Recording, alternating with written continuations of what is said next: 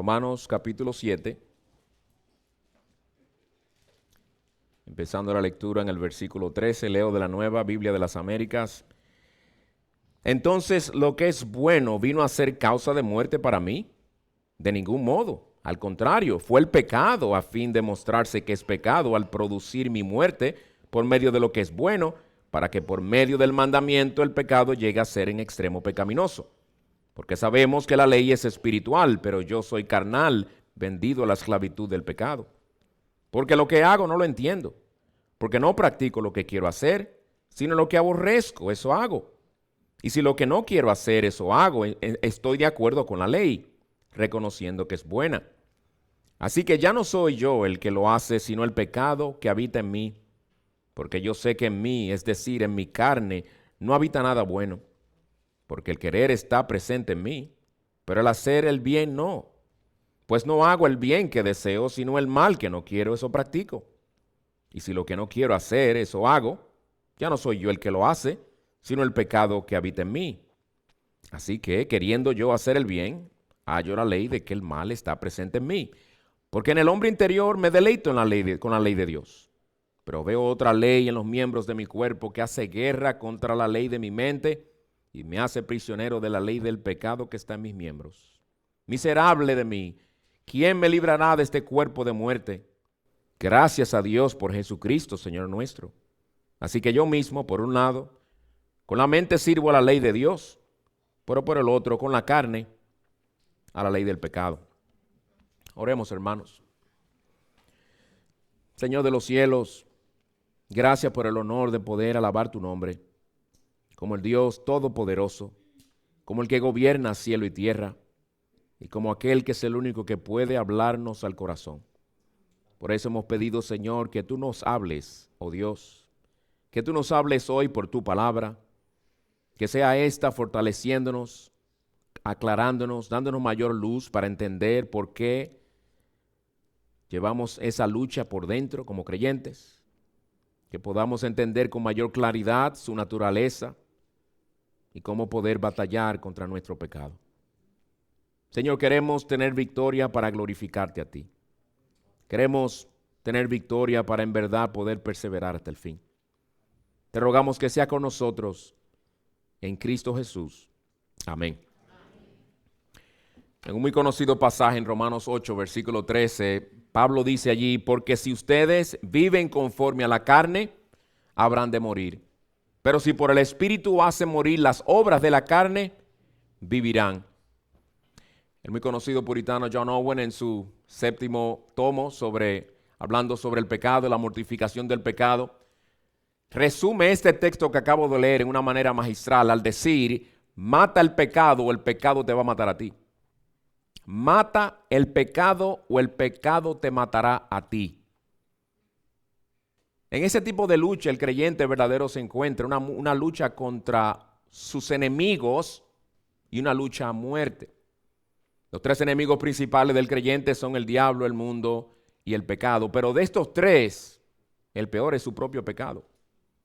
Porque el diablo sus tentaciones no sirvieran de nada si no hubiera pecado en nosotros. El mundo no fuera una atracción, una seducción, si no hubiera pecado en nosotros. Nuestro principal enemigo somos nosotros mismos. Nuestro principal enemigo es el pecado que aún mora en nosotros los creyentes. Hoy vamos a empezar una breve serie que puede que tome lo más 5 sermones, puede que tome 4, no estoy muy seguro, pero máximo 5.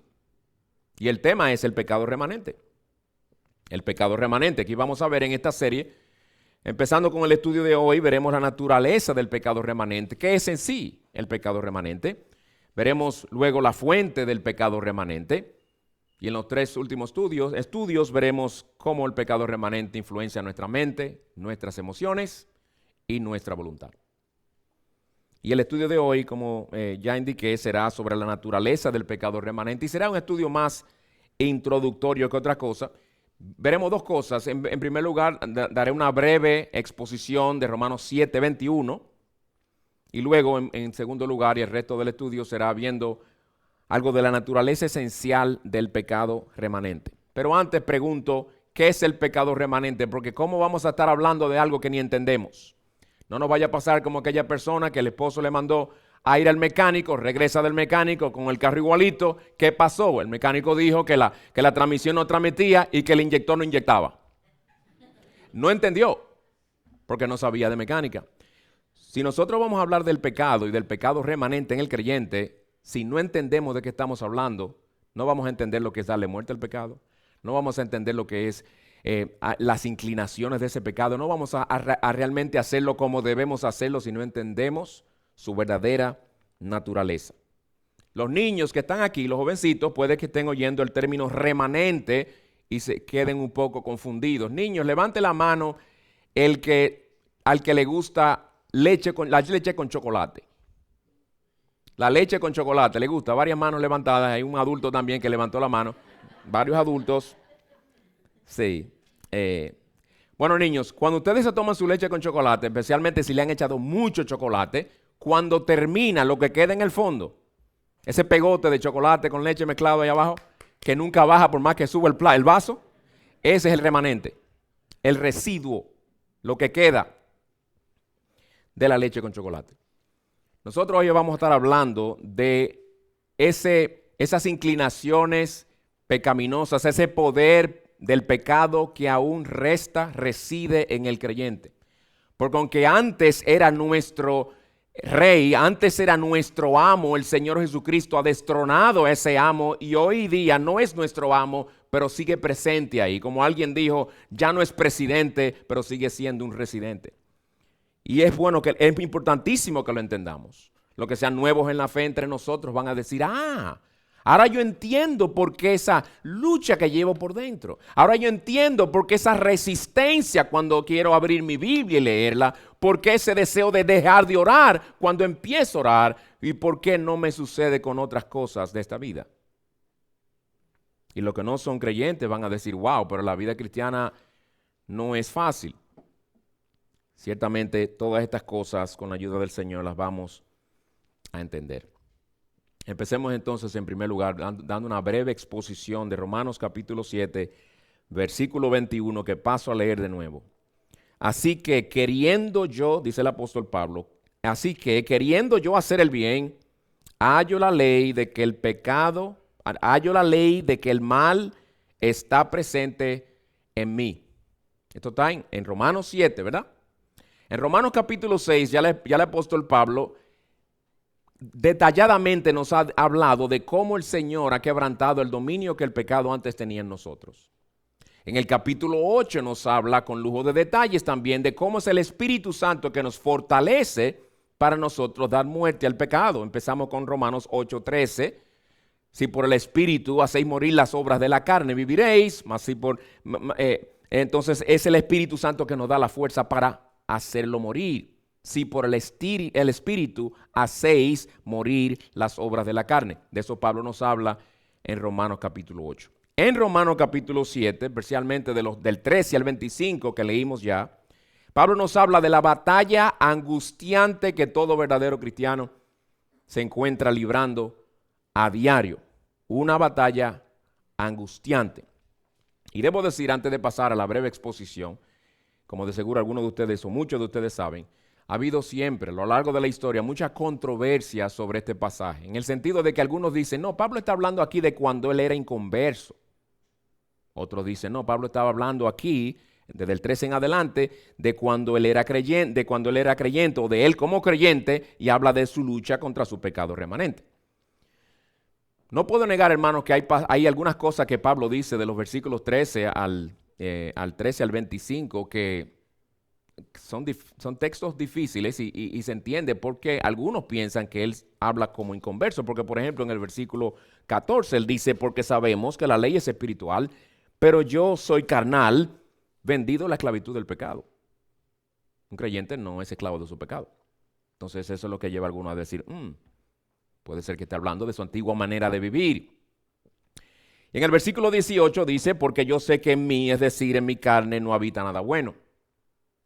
Él pudo haber dicho, excepto el Espíritu, pero al no decirlo ahí exactamente, lleva a algunos a decir, él está hablando de cuando él era inconverso. Pero hermano, yo me inclino al igual que muchos otros a pensar que Pablo de los versículos 13 al final está hablando de cuando era creyente, de su lucha contra el pecado remanente. Ahora de los versículos 1 al 12 sí hay evidencia de que él habla de cuando él no conocía al Señor todavía. Y aquí los tres argumentos que me llevan a pensar, al igual que otros, de por qué pienso que Pablo está hablando aquí como un creyente. En primer lugar, porque en la mayoría de los versículos de esta sección, Pablo habla, los verbos los usa en tiempo presente. Como si nos está diciendo, de lo que yo hablo aquí, lo experimento yo ahora, no antes. Por ejemplo, lo escuchamos decir, lo que hago. No practico lo que quiero hacer en el presente. Lo aborrezco, no ayer, ahora. Lo que aborrezco, eso hago. No hago el bien que deseo.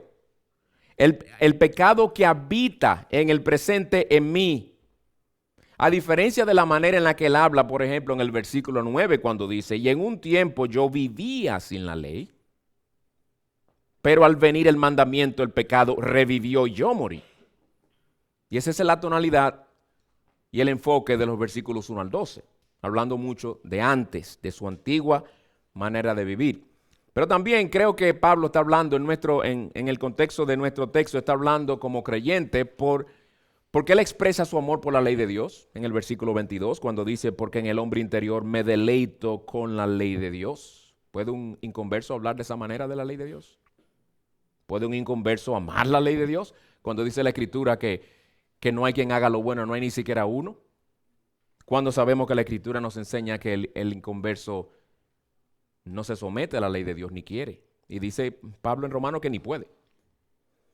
Y también porque Pablo, el tercer argumento es que Pablo en este contexto habla del Señor Jesucristo como su Salvador. Versículo 25, gracias a Dios por Jesucristo como su Señor, Señor nuestro. Él se incluye. Él no está hablando de sí mismo como un inconverso. Pues el bosquejo que vamos a seguir para esta breve exposición de Romanos 7:21, a modo de introducción, es en primer lugar veremos a Pablo y la descripción de su pecado. 2, Pablo y su experiencia con su pecado. 3, Pablo y el deseo continuo de su alma. Y 4, Pablo y la influencia de su pecado. Y ya van a entender por qué cada uno de esos encabezados tiene ese nombre. Veamos en primer lugar Pablo y la descripción de su pecado, versículo 21. Nos vamos a quedar ahí en ese versículo principalmente. Así que queriendo yo hacer el bien, hallo la ley de que el mal está presente en mí. Yo creo que esto podría llamársele una descripción del pecado remanente desde una perspectiva personal. Es lo que Pablo está haciendo aquí. No nos está dando una definición estilo diccionario bíblico de lo que es el pecado remanente. Lo está haciendo al hablar de su propia experiencia con el pecado que aún residía en él. Pero fíjense cómo él describe este pecado. Él lo llama una ley. Así que queriendo yo hacer el bien, hallo la ley de que el mal está presente en mí. Y quizá algunos de ustedes se hayan confundido. ¿Cómo que una ley? ¿Cómo que hay una ley en él? Y esa ley tiene que ver con el mal. Bueno, porque hay dos maneras de hablar de una ley. Puede que haya más. Una ley puede verse como una norma de conducta que exige obediencia de nosotros. Las leyes que conocemos. La ley de Dios exige que obedezcamos. Nos imponen obligaciones. Las leyes de tránsito también. Nos imponen obligaciones, se espera que las cumplamos y hay consecuencias si no las cumplimos. Es una ley como cualquier ley que podemos conocer en un contexto civil o en las escrituras. Pero también una ley es un principio que ejerce una influencia o un principio poderoso inquebrantable. Y para darle un mejor ejemplo que les puedo dar, una ley que está ahora mismo ejerciendo su influencia poderosa sobre nosotros es la ley de la gravedad. Es un principio poderoso. Nadie la puede negar. El que la negara sería un insensato. El que la ponga a prueba le va a ir mal. Lánzase del techo de allá arriba diciendo yo no creo en la gravedad y cuénteme a ver. O dígame en qué habitación y en qué hospital se encuentra para irlo a visitar. Porque las consecuencias no van a ser bonitas. Ese es un principio, la gravedad le llamamos una ley. Pero para referirnos a ella como un principio que ejerce una influencia sobre nosotros. Y hermanos, en esa misma manera que Pablo habla, no solamente en nuestro texto, miren en Romanos 8, versículo 2, y se va a proyectar, porque la ley del Espíritu de vida en Cristo Jesús te ha libertado de la ley del pecado y de la muerte. Pablo no está diciendo aquí que el pecado tiene una ley, como si el pecado tuviera 10 mandamientos y un sinnúmero de leyes y podemos recurrir a ellas y saber qué el pecado nos manda. No. Está hablando de una ley en el contexto, en el sentido de un principio poderoso. Porque la ley del Espíritu de vida en Cristo Jesús, esa influencia poderosa del Espíritu de Dios que ha hecho, nos ha libertado. ¿De qué? De ese principio poderoso que el pecado ejercía, de esa influencia poderosa que el pecado ejercía sobre nosotros antes. Está hablando de la ley, está refiriéndose a una ley aquí como un principio poderoso. Y es lo que él hace en nuestro texto. Leámoslo de nuevo con ese entendimiento. Así que queriendo yo hacer el bien, hallo la ley de que el pecado está presente en mí. Hallo ese principio poderoso, esa influencia poderosa del pecado que aún resta en mí. No es una ley inactiva, es una ley muy poderosa, es un principio muy poderoso. Y en ese sentido es que Pablo habla también del pecado en el versículo 23, donde dice, pero veo otra ley en los miembros de mi cuerpo, otra manera de decir en mi ser, pero veo otra ley, otro principio en los miembros de mi cuerpo que hace guerra contra la ley de mi mente y me hace prisionero de la ley del pecado que está en mis miembros. Pablo no habla aquí de hacerle prisionero en el sentido de esclavizarlo. Fíjense que él no dice me esclaviza, él dice me hace prisionero. Una persona puede llegar a ser un prisionero temporalmente. Aquí no está hablando de un esclavo. Aquí está hablando de tan fuerte es el poder que ejerce ese pecado que aún resta en nosotros, que los cristianos a veces subestimamos, que habla aquí de que hace guerra contra nosotros y que nos hace prisioneros. ¿Cuántos creyentes no se han visto enredados en pecados donde les toma un buen tiempo salir de ellos? Por estar jugando con el fuego se queman. Desde que Cristo nos salvó, le hemos declarado una guerra a nuestro antiguo amo.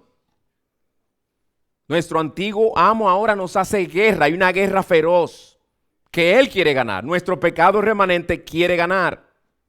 De esa lucha que nos habla Pablo en Gálatas capítulo 5, versículos 16 y 17, donde dice, digo pues, anden por el Espíritu y no cumplirán el deseo de la carne, porque el deseo de la carne, o el deseo de nuestra naturaleza pecaminosa remanente, el deseo de la carne es contra el Espíritu y el del Espíritu es contra la carne, pues estos se oponen el uno al otro, de manera que ustedes no pueden hacer lo que deseen. Y tú dirás, pero esto es desesperante. Entonces va a haber esa lucha. Entonces, ¿cómo puedo yo vencer? ¿Cómo puedo yo ganar esa guerra? Yo espero que te hayas fijado cuando leímos, por eso es importante leer con atención. Mira el versículo 16 de nuevo que acabamos de leer. Pues digo pues, anden por el Espíritu, resultado, y no cumplirán el deseo de la carne. ¿Tú quieres tener victoria sobre los deseos fuertes, poderosos de tu carne? Anda en el Espíritu. Sumérgete en la palabra de Dios, anda en comunión con Él, anda en dependencia de Él. Usa los medios de gracia, las disciplinas espirituales que el Señor te ha provisto para que te fortalezcas y andes en el poder del Señor. Hermanos, el pecado todavía resta en nosotros, queda en nosotros, ¿verdad? Ya no tiene un dominio absoluto sobre nosotros, tiene un dominio quebrantado. Pero fíjense cómo se expresa ese dominio quebrantado en Gálatas 5:24. Pues los que son de Cristo Jesús han crucificado la carne con sus pasiones y deseos. Y tú dirás, pero ese versículo da a entender que yo no veo lucha y yo veo que eso acabó. Ya se acabó la lucha con el pecado, ya fue crucificado. Te pregunto entonces, para que entienda mejor el versículo, ¿cuál era una de las características de los crucificados? Que no morían inmediatamente. El crucificado moría lentamente, podía durar de 3 a 4 días colgando ahí, hasta que se desangraba y moría. La idea de ser crucificado aquí no es tanto ya murió el pecado en ti, de modo que el pecado no tiene nada que ver contigo. No, la idea es, ha sido crucificado y se va a ir, y se va a ir debilitando. Pero eso también conlleva nuestra responsabilidad de no satisfacer esos deseos para que no se fortalezcan. Pero es débil por estar crucificado por el poder del Espíritu Santo, pero sigue vivo. Sigue vivo. Y siguen teniendo pasiones, sigue teniendo deseos, debilitados en comparación con el dominio absoluto que antes ejercía sobre nosotros, pero aunque débil, muy poderoso todavía. Pues Pablo nos dice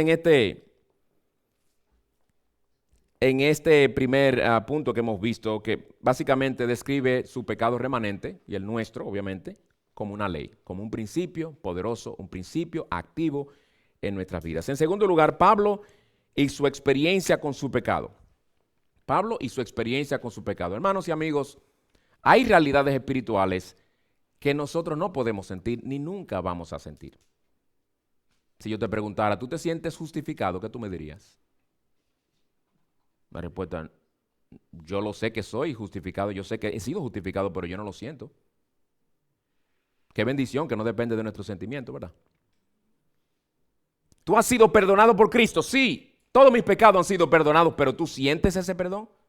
Algunos cristianos quisieran y viven como si el perdón se sintiera y viven desplomados espiritualmente y emocionalmente porque creen que es un asunto de sentimiento. No, es un asunto de la fidelidad de Dios. Primera de Juan 1:9, ¿qué dice? Que si confesamos nuestros pecados, Él es fiel y justo para perdonarnos. Él, en su fidelidad, te declara perdonado cuando tú le pides perdón de corazón. Pero a veces tú no vas a sentir ese perdón. Tú te vas a sentir todavía triste por lo que hiciste. Pero no confundas esa tristeza con que Dios no te ha perdonado aún. Porque eso no depende de nuestros sentimientos. Depende del Dios que no miente. ¿Ok? Hay realidades espirituales que no se pueden sentir. Pero el pecado remanente es diferente. El pecado remanente no es un concepto intelectual. El pecado remanente es una realidad que sentimos a diario en nuestro seno interno, en nuestra realidad interna. Miren cómo Pablo lo expresa. Así que queriendo yo hacer el bien, hallo la ley de que el pecado está presente en mí. No es que lo leí en un libro, no. Está presente en mí. No es que lo creo por la fe, está presente en mí, yo lo siento a diario, dice Pablo. Esto no es un concepto teológico, lo es, pero hay un sentido que es práctico también. Pablo sentía, como todo verdadero creyente, esos deseos fuertes en su corazón que se oponían a los deseos santos que el Espíritu había puesto en él.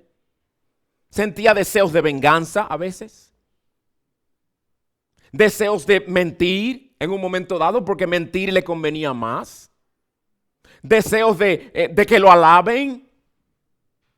Estos son deseos carnales que van en contra de los deseos del Espíritu. El Espíritu infunde en el corazón del creyente el deseo de perdonar, el deseo de siempre decir la verdad y dejar las consecuencias a Dios. El deseo de buscar la gloria de Cristo en todo y de reconocer y decirse a sí mismo qué tienes que no has recibido. ¿Por qué te jactas como si no lo hubieras recibido? Es una lucha amarga y a la vez alentadora.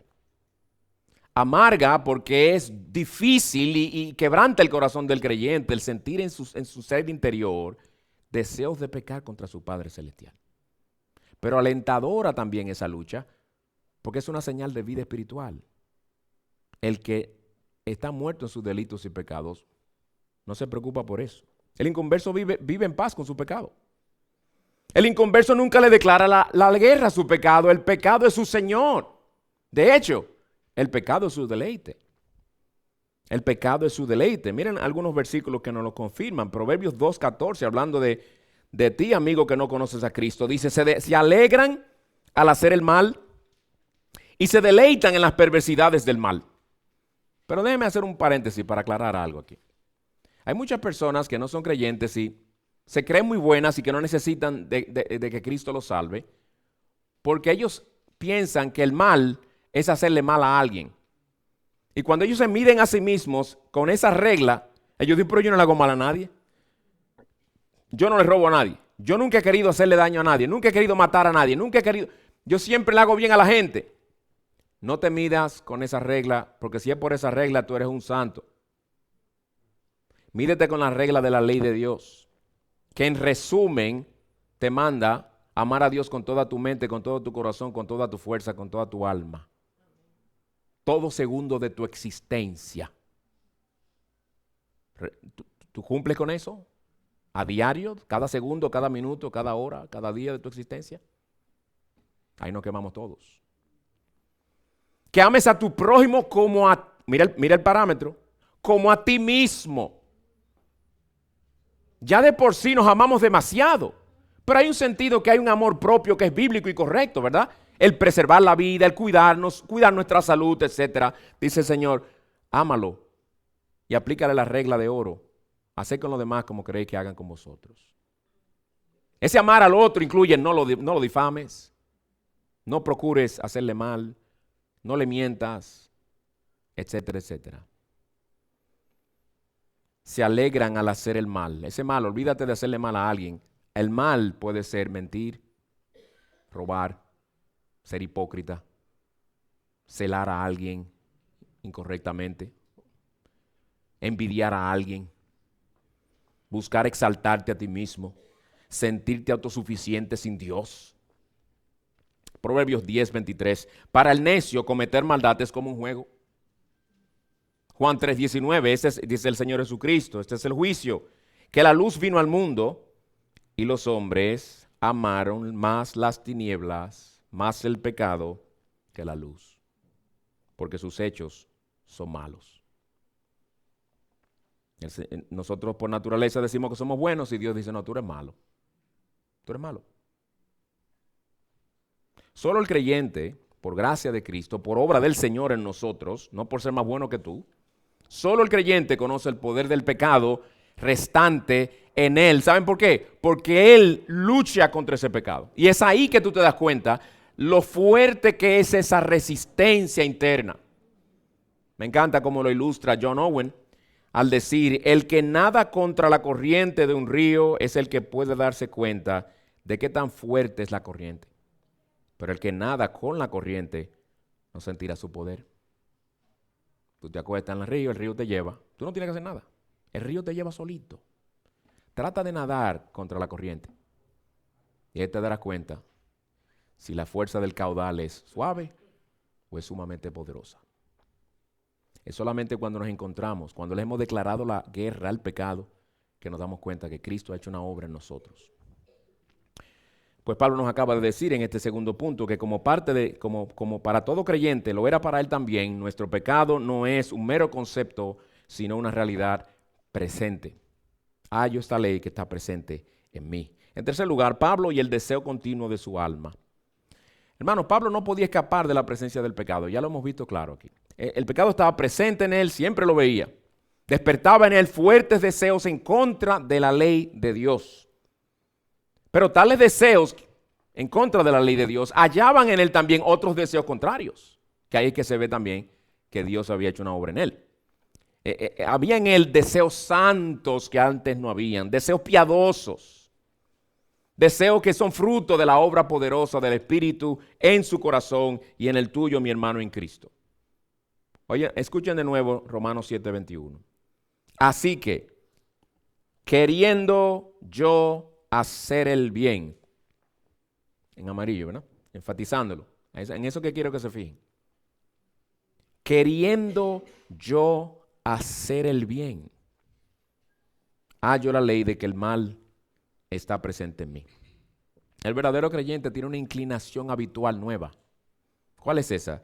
Tiene una inclinación habitual hacia lo santo, hacia lo que es puro, hacia lo que agrada al Señor. Una inclinación y un deseo de obedecer al Señor. Un verdadero creyente es no realmente principalmente el que se aleja de algunas cosas, sino el que principalmente desea agradar a Cristo en todo.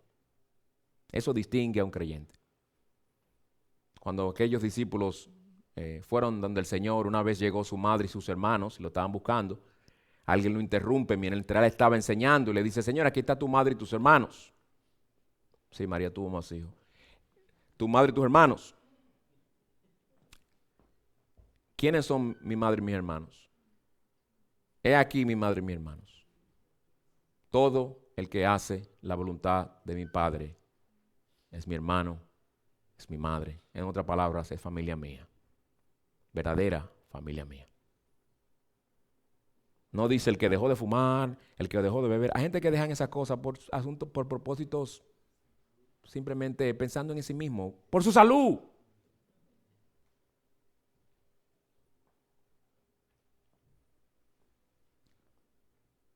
Y en realidad hay cosas peores. Que esas mismas personas que ya no huelen a humo están haciendo y siguen haciendo. Estos deseos santos causan en el creyente gozo también. ¿Por qué? Porque son la evidencia de la gracia de Cristo en su corazón. A pesar de la inclinación natural que hay en nosotros, sentimos deseos de hacer lo bueno. Y hacerlo con la motivación correcta de agradar al Señor. Pablo dice, queriendo hacer lo bueno. A él no lo forzaban a hacer lo bueno, él quería hacerlo. Había un deseo sincero en él. No dice yo quiero hacerlo para calmar mi conciencia. Él quería sinceramente hacer lo bueno. En el versículo 22 que ya leímos, él dice, según el hombre interior, me deleito en la ley de Dios. Yo no únicamente me deleito en venir a la iglesia. Yo no únicamente me deleito en haber dejado ciertos vicios, si es que los tenía él. O como algunas personas dejan de decir malas palabras. Y ahora asumen un vocabulario evangélico. Pero siguen siendo los mismos inconversos de siempre. A veces hacemos cambios cosméticos, pero Cristo no vino a hacer cambios cosméticos. Él vino a cambiarnos de raíz. Nuestro problema es profundo. Nuestro problema no es cosmético. Pablo y la descripción de su pecado, Pablo y su experiencia con su pecado, Pablo y el deseo continuo de su alma. Por último, en cuanto a la breve exposición, Pablo y la influencia de su pecado. Pablo reconoce que habían vestigios o residuos del viejo hombre en él. Pero su pecado particularmente se activaba en momentos específicos. ¿Cómo nos sucede a nosotros? Por lo menos ahora tú estás sentado ahí, escuchando la palabra del Señor, siendo edificado, aprendiendo, oyendo cosas que de seguro ya muchos de ustedes ya la conocían, otras cosas que quizás se le aclaren mejor, lo que sea, como el Señor quiere usar su palabra hoy, para el beneficio de nosotros. Pero hay momentos, y quizás en este momento no podemos decir, ay, estoy aquí batallando con un deseo de hacer tal cosa. No, estamos tranquilos. Pero cuando somos tentados, esa inclinación pecaminosa restante se activa. Pero principalmente se activa, según este texto, cuando queremos hacer el bien. Y aquí todo creyente va a poder decir, esa es mi experiencia.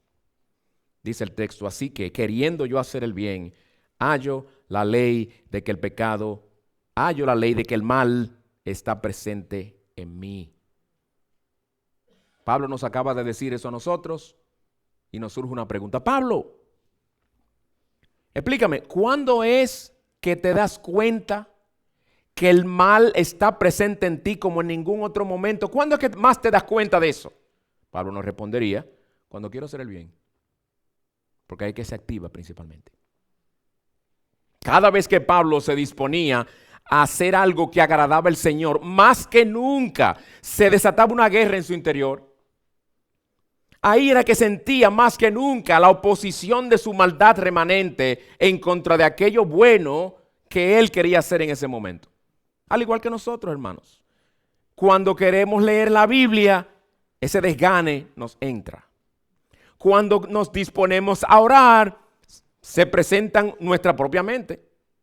Nuestro propio pecado remanente nos sugiere un paquetón de actividades, deberes que tenemos que hacer y son importantes. Ora después. No es que no ores, no. Ora después, busca tu mejor momento. ¿Cómo tú vas a orar así, al Señor ahora con esa mente así, distraída con todas esas cosas que te he traído ahora? Ora después tranquilo, cuando tú encuentres ese tiempo tranquilo, que nunca viene, pero espéralo. Cuando queremos tomar ese libro que empezamos hace 2 meses y no hemos terminado, empieza la resistencia. Cuando tenemos que perdonar y queremos, porque agrada al Señor, perdonar, el corazón nuestro se nos opone. Cuando queremos servir a alguien, cuando queremos dar de lo nuestro. Hermanos, no me malentiendan, no es que nuestro pecado viene de vez en cuando, al activarse principalmente cuando queremos hacer el bien. No, el pecado está presente siempre en nosotros. El pecado nuestro es parte nuestra, es parte de nuestra naturaleza. No nos confundamos. No es un parche, no es una mera manchita, es quienes somos. Somos pecadores redimidos. ¿Oíste lo primero que dije? Pecadores redimidos. Ninguno de nuestros pecados nos condenarán. Ya el pecado no tiene dominio absoluto sobre nosotros, pero seguimos siendo pecadores. No nos olvidemos de eso. Bien, esta es la breve exposición, hermanos, que quería traer de este pasaje, capítulo 7, versículo 21. Como han visto, Pablo ahí nos está describiendo lo que el pecado remanente es en su esencia, pero desde una perspectiva personal, desde su propia experiencia. Veamos ahora en segundo lugar, en el resto del tiempo, la naturaleza esencial del pecado remanente. Puse la palabra esencial porque lo que quiero decir es, quiero como enfatizar en sí, qué es el pecado remanente, porque ya yo di una definición más o menos al principio, el residuo de la naturaleza pecaminosa en nosotros, el residuo del pecado en nosotros ya no nos domina, pero todavía ejerce una influencia poderosa en nosotros. Pablo lo dijo elocuentemente en este texto, el pecado está presente en nosotros, lo sabemos. Sabemos que su dominio ha sido quebrantado, pero la pregunta es, ¿quiere eso decir que el pecado que hay en nosotros ha cambiado en su naturaleza por el hecho de que somos ahora creyentes? Deberíamos verlo únicamente como un mero obstáculo para nuestra vida cristiana. Ojalá fuera así, hermanos. Ojalá fuera así, porque es peor de ahí. Y quiero que salgamos de aquí con el entendimiento más claro de lo que nuestro pecado remanente realmente es. Para que al verlo como es, para que al desenmascararlo con la palabra de Dios, podamos aborrecerlo más y podamos depender más del Señor para arremeter contra Él con toda la fuerza que el Espíritu Santo nos da. Porque yo creo que por no entenderlo ni verlo a la luz de la Escritura, a veces lo minimizamos y no le damos la importancia que debemos darle. ¿Cuántos cristianos no hay que hablan de su pecado como debilidades? Pero nosotros no tendemos a mimar lo débil y a pasarle la mano y ser suave con lo débil. Nosotros somos débiles por naturaleza. Por el pecado que cometemos no le llamemos debilidad, eso es rebelión. Eso es desobediencia. Solamente empecemos con eso, Mira cómo los conceptos que a veces y las descripciones que nos damos a nuestras propias mentes minimizan la gravedad de lo que hacemos. ¿Y a qué me refiero cuando hablo de la naturaleza esencial del pecado? Bueno, hermanos, en su aspecto más esencial, nuestro pecado que aún reside en nosotros, el pecado nuestro es un residuo de nuestra enemistad natural contra Dios. Nacemos todos enemigos de Dios. Antes de ser cristianos, esa enemistad era lo que nos dominaba. Cristo quebranta el dominio del pecado por el poder de su Espíritu, nos está transformando por su Espíritu. Ese pecado nuestro, esa enemistad innata contra Dios, que se opone a todo lo que tiene que ver con Dios, no cambia de naturaleza, cambia en su poder, pero sigue siendo enemistad contra Dios. Romanos 8:7 dice, la mente puesta en la carne es enemiga de Dios. La Reina Valera es más literal y me gusta más porque comunica mejor lo que quiero comunicar también. Los designios o los pensamientos de la carne, o los pecaminosos, o aquellos que son conforme a nuestra naturaleza pecaminosa, son enemistad contra Dios. No solo enemiga, son enemistad contra Él, son una actitud de enemistad en contra de Dios y todo lo que tiene que ver con Él. De ahí la resistencia innata en nosotros y la resistencia que aún resta en nosotros como creyentes a las cosas que tienen que ver con Dios. Pero vete a YouTube y a TikTok a ver si vas a encontrar la misma resistencia. No. Sea eso o cualquier otra cosa que te guste hacer. La actividad favorita tuya. Aunque no sea mala en sí, no estamos hablando de cosas malas en sí, pero sí estamos hablando de que lo que sobrepasa en bondad a todo lo que hacemos es la palabra de Dios. Leerla es el privilegio más grande que un ser humano pueda tener. Oír la voz del todopoderoso Creador hablándole a su conciencia y su corazón. ¿Qué privilegio más grande hay que ese? ¿Y por qué se resiste nuestra carne? Porque aún resta en nosotros en la enemistad contra Dios con la que nacimos. Es un enemigo debilitado, pero tan enemigo de Dios como lo era antes. Nuestro pecado no ha hecho la paz con Dios, porque fuimos redimidos. No nos confundamos. John Owen lo ilustra de esta manera. Cito: así como toda gota de veneno, por más pequeña que sea, sigue siendo veneno y envenena, y como toda llama, aunque diminuta, es fuego y quema, de igual manera cualquier grado de pecado es enemistad contra Dios. Yo le compartiré por el chat esa cita más adelante. Con razón Pablo, quien era más santo que todos nosotros, exclamó al verse luchando con sus pecados y al relatarlo en Romanos 7, él como quien dice, estoy diciendo todas estas cosas, estoy comunicando la lucha interna que estoy librando constantemente contra mi pecado. Y Pablo exclama, miserable de mí, ¿quién me librará de este cuerpo de muerte? Porque se le fue encendiendo, comenzó a salirle vapor y humo del corazón cuando se le cargaba el corazón al recordar esa realidad, de esa lucha diaria que tendría que llevar hasta la muerte. Y exclamó de esa manera. ¿Notan, hermanos, el sentido de frustración que Pablo comunica con esa pregunta? ¿Quién me librará? Estoy loco por ya ser librado de este enemigo que llevo encima, este enemigo de Dios con el cual cargo día tras día. Ese es el clamor de un alma angustiada al ver ese enemigo de Dios que lleva dentro de sí. El pecado, un enemigo de Dios que llevamos por dentro. Cada día, cada hora, cada segundo de nuestra existencia. Enemigo cuyos deseos manifiestan enemistad contra nuestro Padre Celestial, porque siempre nos anima a rebelarnos contra Él. Y quizás diga alguien, sí, pero si lucho con mi pecado, irá desapareciendo, ¿verdad? Irá desapareciendo poco a poco. En algún momento, quizás de aquí a 5 años, 7, llegaré a no tener más orgullo, jamás, hasta el resto de mis vidas. Jamás seré egoísta. Jamás envidiaré a nadie, jamás me enojaré con alguien carnalmente. Jamás guardaré rencor. Ojalá fuera así. No realmente. Nuestra lucha contra el pecado lo que hace es que debilita su fuerza. Y eso es importantísimo. Debilita su fuerza. Como dije anteriormente, el texto que leí. Han crucificado la carne con sus pasiones y deseos. Podemos y debemos, hermanos, debilitarlo con el poder del Espíritu, pero jamás cambiará su naturaleza. No vendrá a ser menos enemigos de Dios. Su influencia será debilitada, pero su naturaleza permanecerá igual. Sigue siendo enemigo de Dios hasta la muerte. Solo nos libraremos cuando estemos en gloria. Mientras tanto, hermanos, no hay tregua en esta guerra.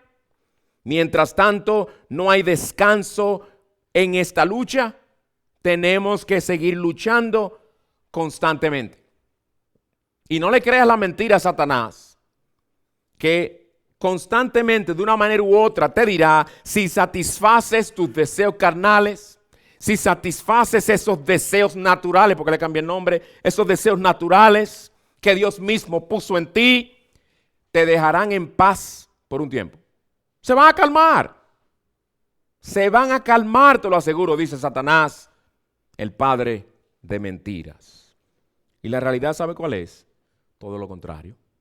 Todo lo contrario, porque así como el fuego no se calma porque tú le eches leña, sino que se fortalece más, el pecado mientras más tú lo satisfaces, más se fortalece. Como dice la Escritura, hablando del avaro, el que ama el dinero, el que ama el dinero no se sacia del dinero. El que ama el pecado, de él no se va a saciar. Ahora entiendes, mi hermano, un poco mejor por qué sientes tanta oposición en tu corazón y percibes tanta oposición en contra de los deberes espirituales.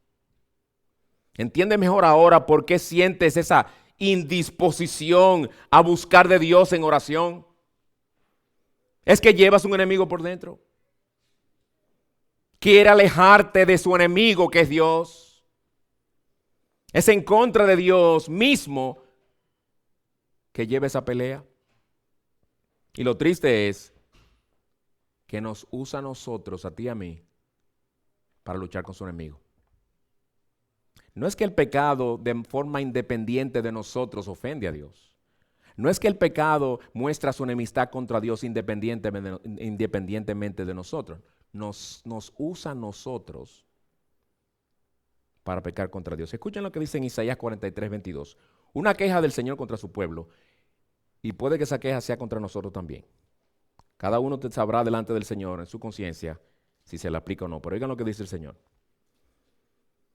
Pero no me han invocado.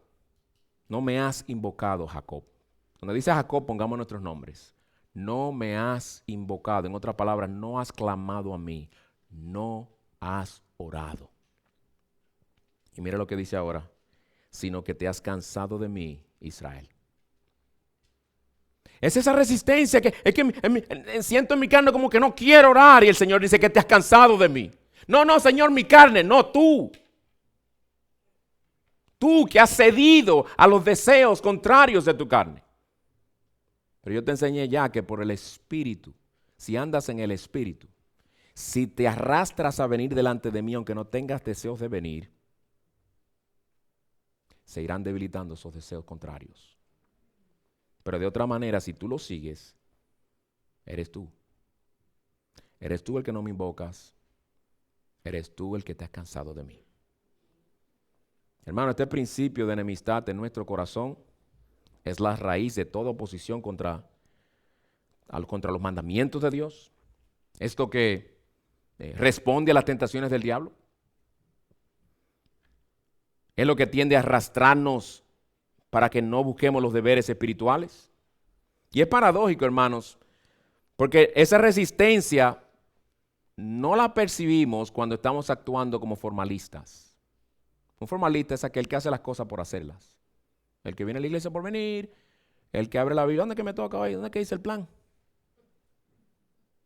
Jueces 1 y Marcos 3. Cumplí, oré la misma oración de siempre y por ahí me fui. Es cuando lo hacemos de corazón que se activa esa enemistad. Muchos cumplen y siguen cumpliendo y no hay resistencia, no hay lucha. Porque le voy a decir la verdad, que aún el mismo diablo no se molesta tanto en que tú vengas a la iglesia. En tanto que tú pierdas de vista la gloria de Cristo, ven a la iglesia todo lo que tú quieras. En tanto que tú no obedezcas la palabra que recibes, ven todos los domingos que tú quieras, porque Él sabe que mientras más vienes a la iglesia, si no es por amor a Cristo, Él sabe que eso puede ir calmándote la conciencia, haciéndote creer que estás bien con Dios y puedes terminar perdido en el infierno por siempre si mueres así. Porque eso es uno de los métodos más eficaces de Satanás, convenciendo a la gente que si en tanto que ellos sean religiosos, porque yo no soy como la gente que está en la esquina, vendiendo droga y dañando la sociedad. Yo vengo a la iglesia. Tú puedes venir a la iglesia. ¿Cuál era el problema principal de Jesús con los fariseos? Que eran tan religiosos que hasta añadían leyes más allá de lo que Dios exigía. Eran, si podría decirse, más religiosos que Jesús. Y como quiera estaban perdidos. Pero si buscas al Señor de corazón, te aseguro que tu carne gritará, ya, basta ya. Yo no quiero más estar delante de mi enemigo. Termina y sácame de aquí. Termina ya el devocional ese. Vete a atender otras cosas. Cuando tú sientas esa batalla, no le hagas caso, ¿no? Es tiempo de luchar. Mejor di, Señor, ayúdame a seguir leyendo. Ayúdame a seguir orando. Ayúdame a perseverar. Ayúdame a venir a la iglesia aunque no tenga deseos de venir. Ayúdame a tener comunión con mis hermanos. Ayúdame, Señor, a permanecer fiel. Pues hemos visto, hermanos, estos dos puntos. Hemos visto la breve exposición. Y hemos visto también, en segundo lugar, la naturaleza esencial del pecado remanente. No es un jueguito, no es un adorno, no es un parche. No es un virus. Es quienes somos. Parte de nuestra naturaleza. Quebrantado el dominio, pero no ha cambiado su naturaleza. Es una enemistad residua, es una enemistad remanente contra Dios. Algo serio, gravísimo. Dos aplicaciones y concluyo. En primer lugar, hermano, ya que tu pecado es un residuo de enemistad contra Dios, clama al Señor que te fortalezca para que tengas victoria en tu lucha. Doy por sentado que tú estás luchando. Ya que tu pecado es un residuo de enemistad contra Dios, clama al Señor para que te fortalezca para que tengas victoria en tu lucha. Empieza dando gracias a Dios que hay deseo de agradarle y servirle, porque eso lo ha puesto Él en tu corazón. Él te los dio para mantenerte cerca de Él. Te los dio para que mantener en ti ardiente ese amor por Él, porque Él te ha dicho, sin mí nada podéis hacer, en Juan 15:5. No podemos sin Él, hermanos. Todo lo puedo en Cristo que me fortalece. Entonces busquemos esa fortaleza. Sin Cristo tú no puedes luchar contra ese enemigo poderoso que lleva por dentro y que yo llevo por dentro. Ese enemigo feroz. Sin Él, esa versión que produce nuestro pecado irá fortaleciéndose. No te sigas descuidando, mi hermano, si te estás descuidando. Deja ese jueguito de 2 veces busco al Señor esta semana, la otra vez fue nada más una, la otra vez fueron 4. Deja ese jueguito, busca al Señor a diario. Buscar mi rostro, dice Él. Y les responde el salmista, sí, Señor, tu rostro buscaré. Hagamos eso nosotros. Porque si tú sigues así, con ese, aquí, me descuido aquí, sí, pero esta semana no fue tanto como y como si fuera un jueguito. Si sigues así, te aseguro que de buscar a Dios unas veces a la semana, lo reducirás a 2 veces a la semana. De 2 veces a la semana se reducirá a 1 vez a la semana. De 1 vez a la semana se reducirá a buscar al Señor de vez en cuando. Y de vez en cuando se reducirá a cuando se tendrá que decir de ti, pero mira, fulano abandonó a Cristo habiendo amado este mundo como demás. Esos pasos se dan lentamente, pero cada paso es bien seguro. Cada descuido de tu andar con el Señor, cada descuido de la oración y de la lectura es un paso hacia la apostasía. No juegues con eso, mi hermano. Tened cuidado, no sea que haya en alguno de vosotros un corazón malo de incredulidad para apartaros del Dios vivo.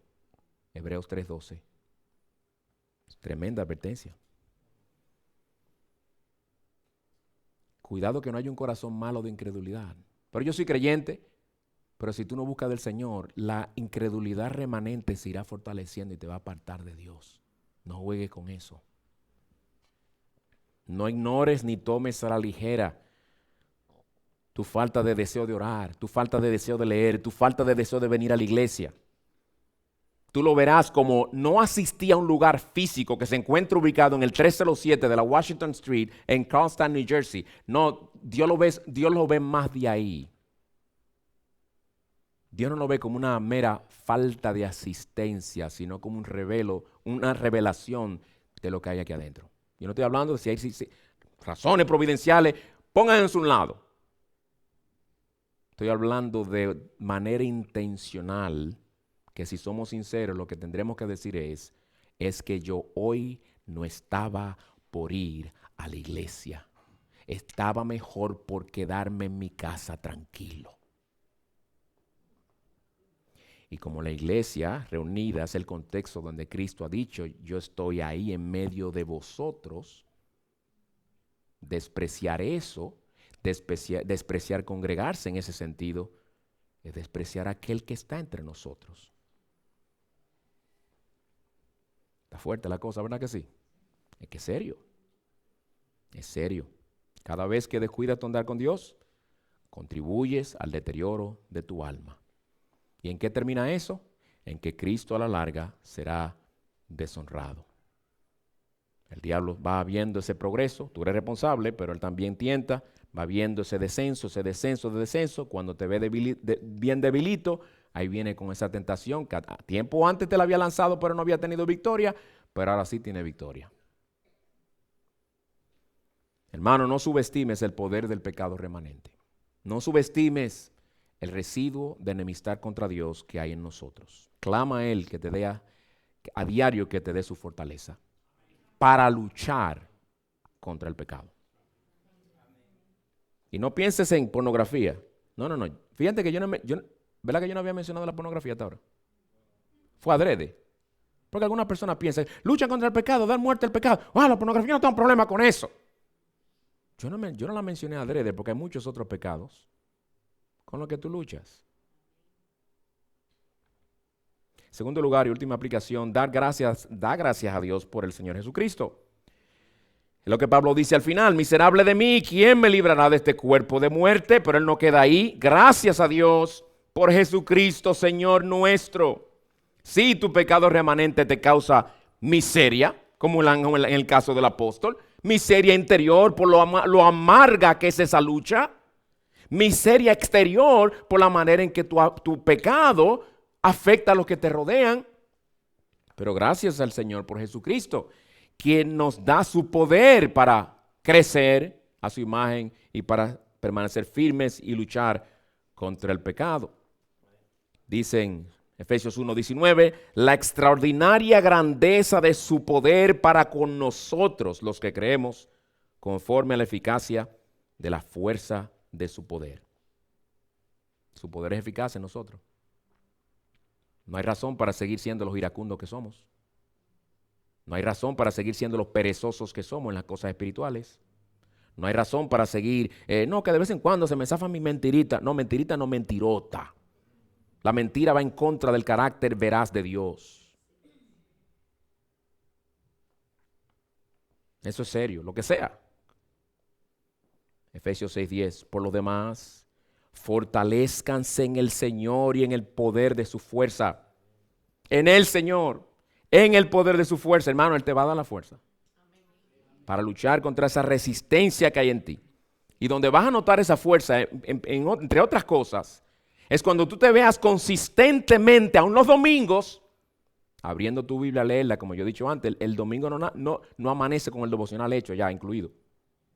No, porque como quiera vamos a ir la palabra predicada.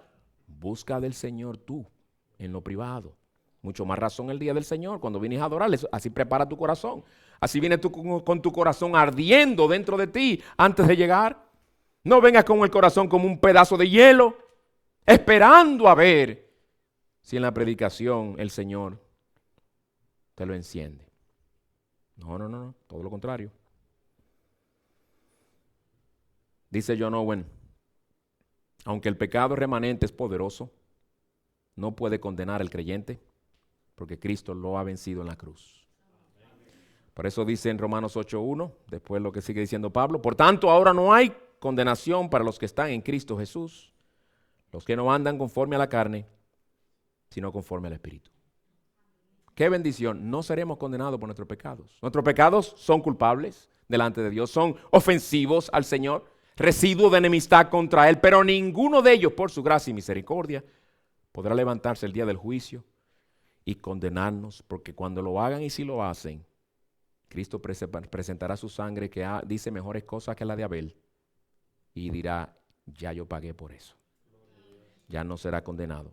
Pero en el sentido práctico aquí en esta tierra, la segunda parte del versículo confirma quiénes son esos que no serán condenados. Los que no andan conforme a la carne, sino conforme al Espíritu. ¿Y cómo yo sé si no soy condenado? Chequea tu vida. ¿Tú vives para la carne? ¿Tú vives para el pecado? ¿Tú vives entregado al pecado y deleitándote y revolcándote en tu pecado? ¿O tú vives conforme al Espíritu de Dios que en su palabra nos ha revelado su voluntad? Una de las dos maneras. Si tú no estás en Cristo hoy, si tú vives para tu pecado, no vas a ganar nada con hacerte pasar por cristiano y engañarnos a nosotros. Te exhorto a que busques a Cristo hoy para salvación de tu alma. Clama a Él y Él no solamente te perdonará, te pondrá tu espíritu, su espíritu en ti para fortalecerte y llevarte a andar en novedad de vida. Vamos a orar, hermanos. Gracias, Padre, te damos por tu palabra. Este tema no agradable, pero necesario de escuchar. Señor, te rogamos que nos ayudes a ver nuestro pecado desde otra luz, con los anteojos de tu palabra, para realmente arremeter contra nuestros deseos en contra de ti, sin misericordia y en dependencia de tu espíritu, porque nos quieren alejar de ti, Señor, fuente de vida eterna. Ayúdanos a no cavar para nosotros mismos cisternas agrietadas que no retienen agua, que siempre vayamos a ti, oh Señor, la fuente de toda santidad, de toda verdad y de toda felicidad verdadera. Ten misericordia de nosotros cuando hemos pecado, cuando hemos sido descuidados. Señor, restáuranos y ten misericordia de aquellos que aún no te conocen y sálvalos de sus pecados. Te lo rogamos en el nombre de Cristo. Amén.